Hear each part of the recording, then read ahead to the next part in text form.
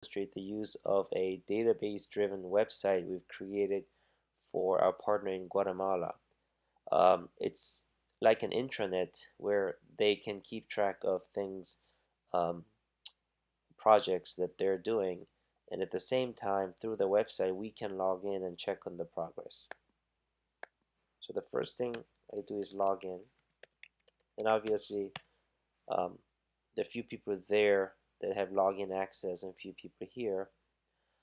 These represent different things that we're following. In this case, this is a medical clinic in Patsun, Guatemala, um, and this project is for rural health outreach. So these are different elements that we follow. For example, this is the list of communities, and there's a long list here, um, and you can view them alphabetically or by municipal.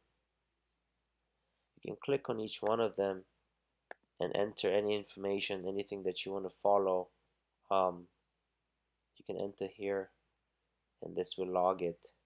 Let's go back there. You can enter new community here by entering the name, choose a municipal. In this case, there's only two that you have to choose from, and then click on add, and that will automatically add it to this list. The next is the health promoter list, and there's again a long list here.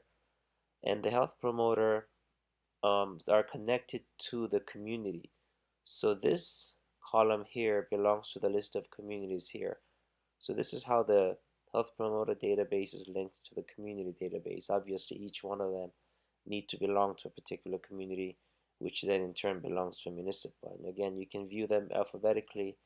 You can view them by a list of communities. There's one here that's not listed, um, and or by municipal.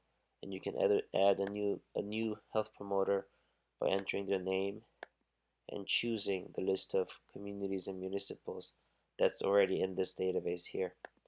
So I'm not going to do that. And then you can click on each one of them to get a more in-depth information about about what's going on. We'll actually come back to this menu later. Same with midwives, list of midwives, which community they serve, which municipal, which is again tied to this database here.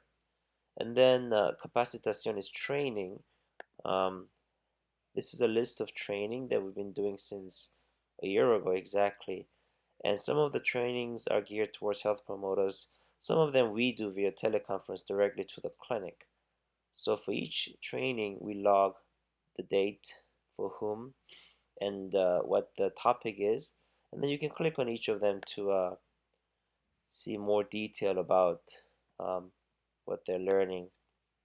You can also click on here to see who was present at that training. So this is a list of health promoters that was present in that particular training session.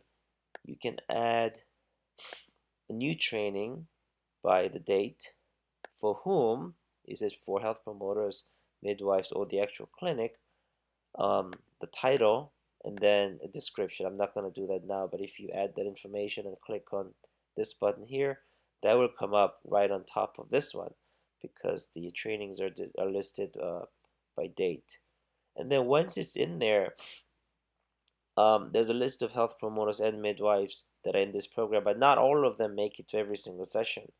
So you can click on this button and then just pretty much go through the list and check who was there, who was not there. Ideally everyone should be there, but obviously that's not always the case. And then go down here and press click, and that will add it not only to this database here, and this is why such a program is powerful. It will add that to information to that particular health promoter or the midwife's database. So if you go back to that person and choose and click on that person, the list of training comes up here. So it's the same training, but you can view the training by date, the topic, or you can view the training by that individual person in terms of which training this person attended.